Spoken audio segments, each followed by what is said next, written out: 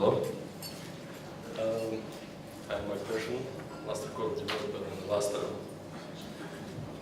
in Intel, and I'm going to present you a feature I'm working on, which is the data on MDT.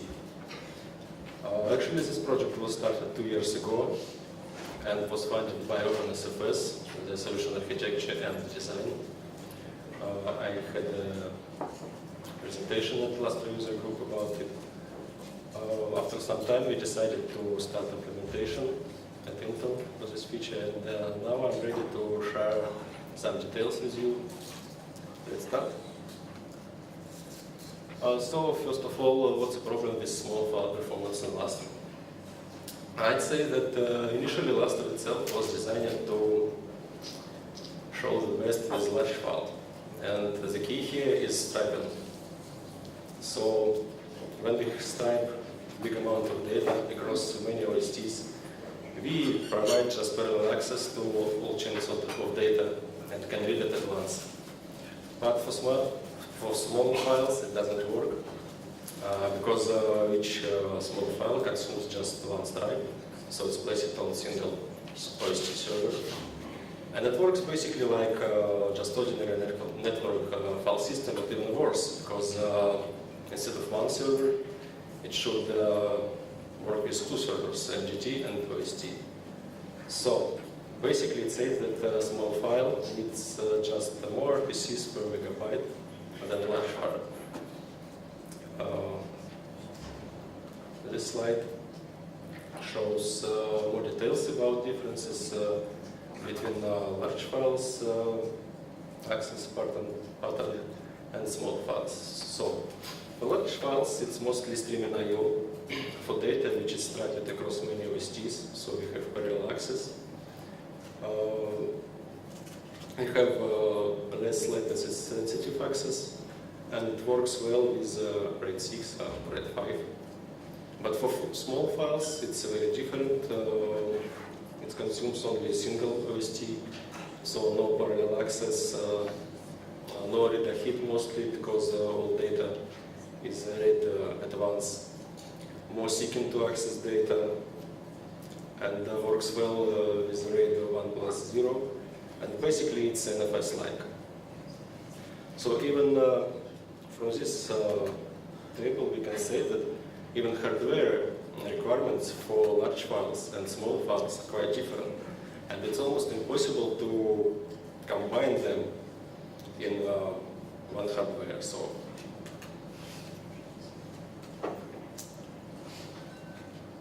but why small files are important? Lustre is about big files, isn't it?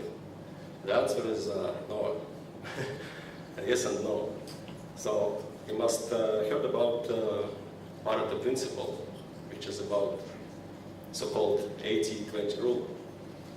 Like 20% employees does 80% of work. The same applicable to the Lustre workload. Recent analysis shows that most files are small, more than 70%. But at the same time, the most data is in big files. So number of small files is big, so used space is not. But at the same time, small files consumes almost the same resources in terms of network, number of RPCs, number of buffers, CPU power, memory consumptions, and big amount of small files can produce big slowdown, and it becomes even worse when it's combined with access to the large files, because access to many small files could affect streaming I/O very badly, and we will see it later. So, data on MDT was proposed as a solution for this problem. And the main idea behind of it is to separate both streams, small I/O and large I/O, and do them on different hardware ideally. So first of all, this feature is about storing small files data on the MDT. This would help us to avoid extra RPCs on OSTs, so OSTs will have more resources to handle large I/O. We reduce blocking requests from small I/O, and we could use even several optimizations when we store data on MDT, because data and metadata is stored on the same server, so access to the data doesn't require any additional RPCs or something like that. What was changed in Lustre? And what will be changed? In general, it looks simple. So we just need new layout, which describes data on MDT. It can be set with LFS set stripe, with additional option, which is -p, and it means pattern. Client should be able to send I/O request to MDT. This will require changes in client stack. So basically, it means MDC should be part of client I/O. Good think that we could reuse many of OSC's code for accessing data on MDT. MDT itself should be able to serve incoming I/O requests, and interesting that made MDT similar to OSTs, and maybe, who knows, maybe in future we will have single server to serve both data and metadata. Also, we should provide migration from MDT to OSC by means of LFS migrate or some other. And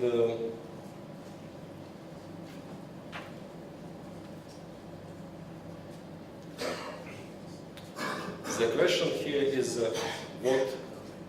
when small files becomes not small, what to do. So main idea, and it's natural, just to move its data to the OST and make it just ordinary file. Original design was exactly about that. We planned to use some kind of auto migration or some data mover agent who will recognize when files becomes not small and move its data to the OSTs. But with progressive file layout feature, it becomes more simple, and we are going to use exactly progressive file layout for growing files. Because we could just define another layout for data which is beyond MDT. And we need no migration immediately when file grows. MDT stripe can be remained forever, or can be moved by administrator, or can be even moved by some policy engine like Robinhood. But as we said before, actually, when small files become big file,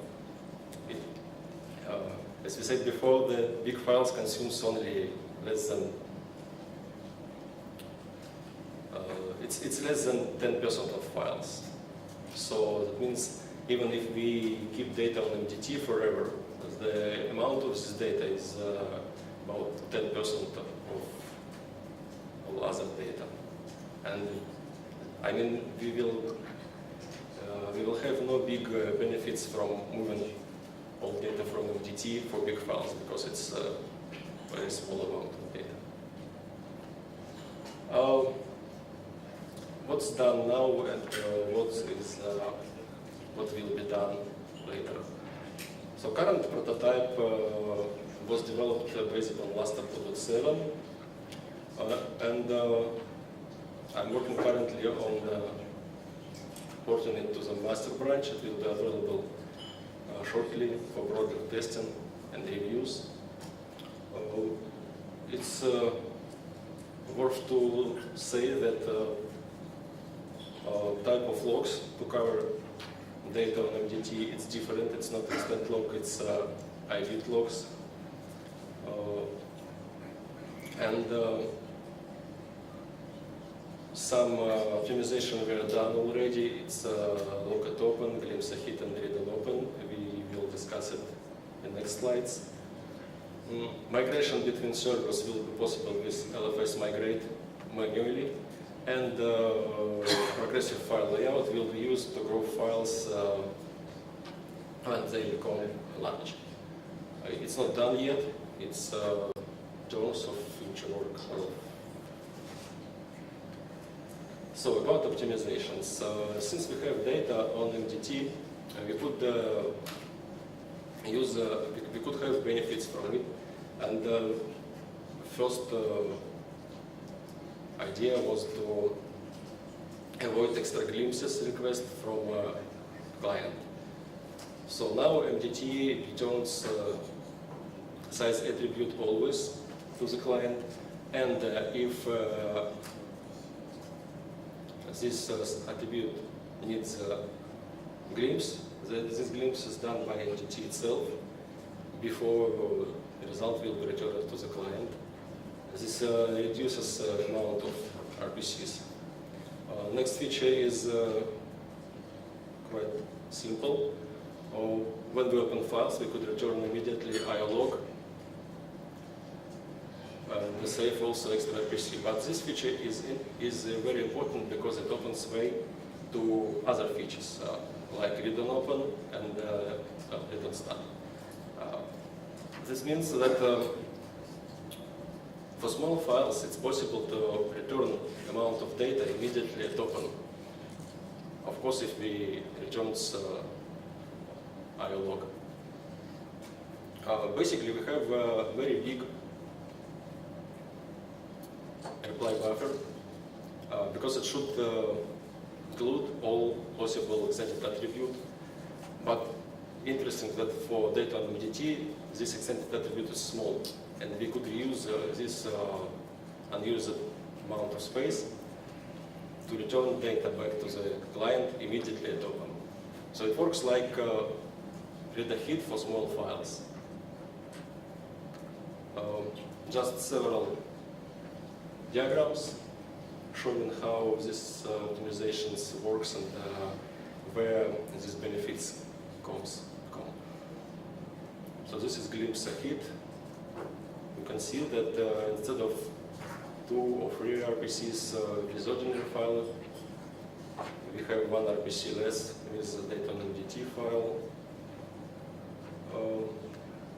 Locket open, the same thing. Instead of issuing extra log to the OST, we get IO log immediately with open reply.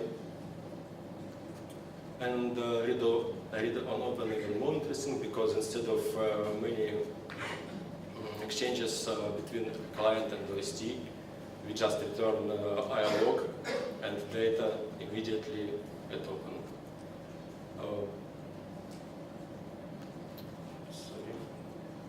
The amount of data to be returned in line is 128 kilobytes. It's just amount of reply buffer in Lustre right now. If you have more data in the file, we can use bulk. It's also not implemented right now, but return inline data is implemented. So we did some preliminary benchmarks, and I used IOR, FIO, and SMF, which is small file IO benchmarks. All of them uses file per process access, and well, you can see all tests are here. The hardware for MDT and OSTs was the same, so we didn't use better hardware for MDT just to see how data on MDT performs in equal conditions. So, as expected, read and append works very well, I'd say. So we have twice performance on read patterns, and also almost the same with append. And it's, I think it's nothing wonderful here, because if we return data at open, we should expect such results. For write operation, it's worse than files on OSTs, but that means we cannot expect just improved write operation out of box for data on MDT if you use the same hardware. Because basically it would mean that you just use single OST. And while even for small files, all of them are balanced between many OSTs. So all your RPCs are shared between several servers. For data on MDT, single MDT serves always all RPCs, and that's why the performance is worse. But if you will turn DNE on, results are almost linearly scalable, and write performance becomes almost, well, it's the same as OSTs. Also, other noticeable case here, it's we should think about better MTS hardware. As I said before, the streaming I/O and small file I/O requires just different hardware actually. And if we will provide proper hardware for such kind of I/O access, we could get more benefits from it. Another very interesting and maybe even the most interesting type of workload was concurrent write workload. So two tests were run in parallel. One test is large I/O, which just works with 4 files and read it in big chunks. And another test was small file I/O with big amounts of small files and random access to them.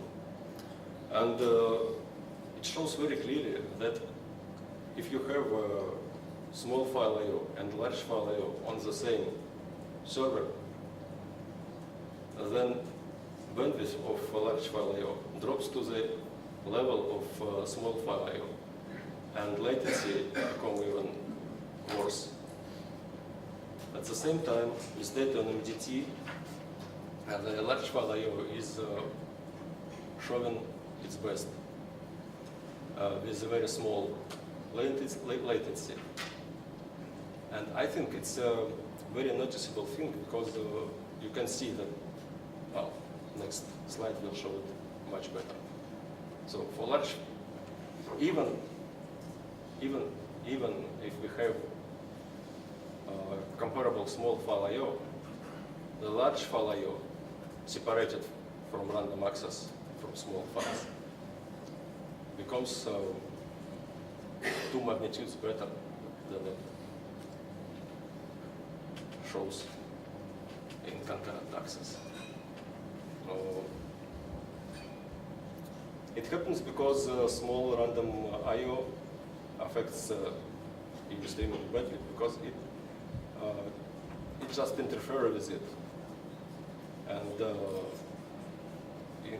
increasing its latency. Well, you see. Yes.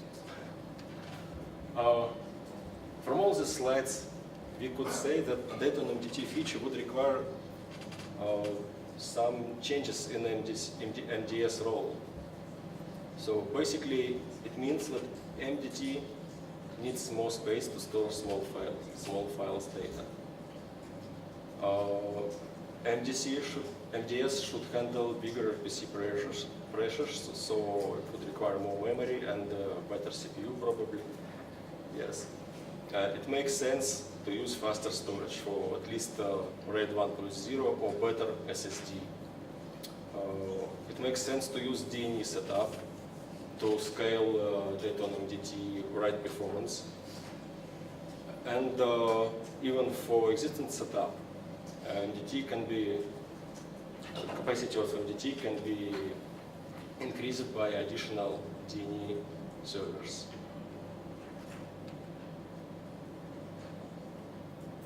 So code will be available in master branch shortly, well, maybe in a couple of weeks. But just be careful, this is still development feature, it's not for production systems. Use it on your test clusters. And the production code is targeted for Lustre 2.11, and that actually it will depend on progressive file layout feature later. Any question? So it's less a question, more comment.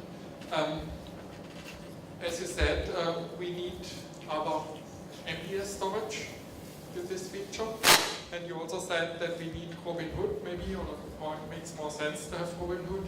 So we as users need to know which requirements we have when we buy new Lustre systems. So it's important to tell us what is required or should be purchased to get benefits from future Lustre versions. So it's important to know the requirements, the hardware requirements you have for future Lustre versions. You recommend for future Lustre versions. So people from the Lustre community, developers or whoever, should tell what is the best hardware to buy when we buy new systems. Because when we buy new systems, we have them for 5 years. So if I buy it now and buy an MDS without additional storage, without SSDs, then I cannot use that new feature easily. So it makes sense to buy that. Well, basically, you can use this feature at any MDS, but it will not show full potential, right? So it's like right now, you are planning your setup from your understanding what should it do and what requirements should it fit and something like that. So it's almost the same. I don't think something special is needed. It's just some notes, but what would be better to have a full potential of this feature. So it's basically it's up to you. It's like right now you are planning to use better hardware for OSTs with RAIDs and so on to have better performance. So with this feature you just should think a little bit more about MDS.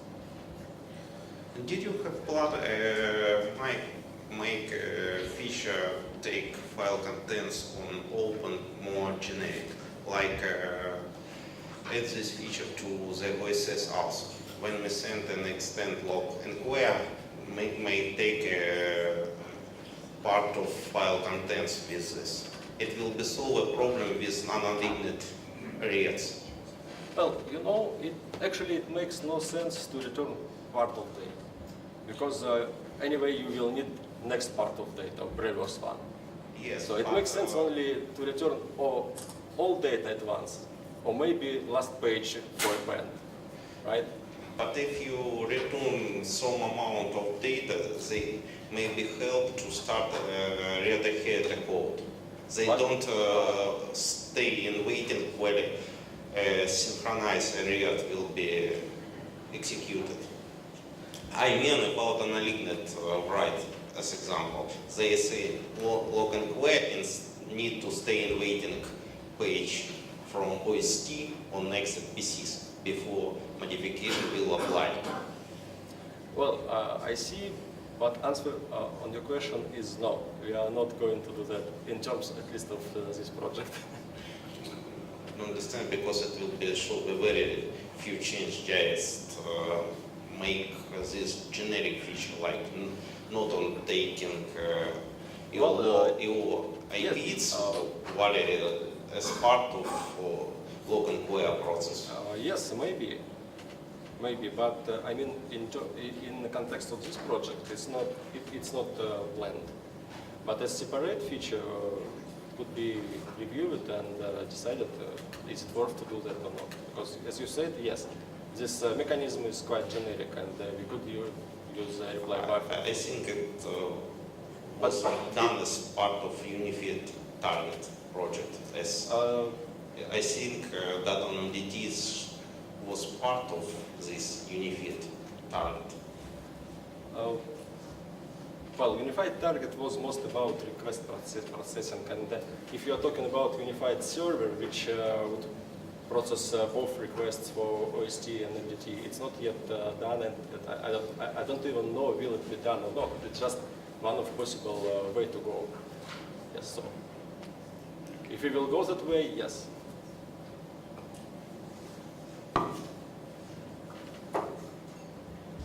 You have a question? For DNEV2, I think if you move a file, it can land on another MDT, right? So if there's data on it, do the MDT exchange data between each other, or? No. Well, you mean strapping directories, right? Or not? Yes, DNEV2, if you rename and the hash changes, I think it lands on the second or different. No, just the name is Not yet? changed, no data. Okay, sorry. So I know this data still on the old server, right? Okay.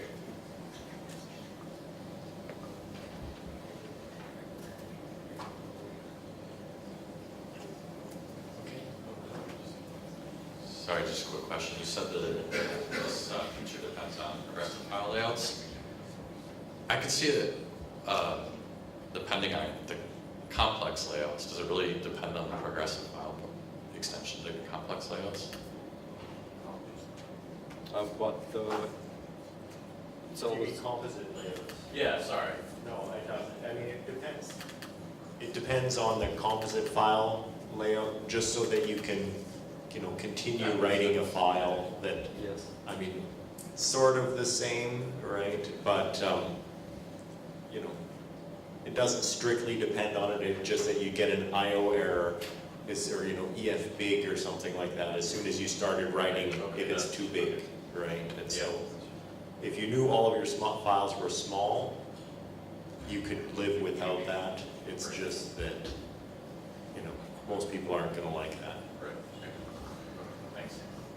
Okay, well, thank you. Thank you.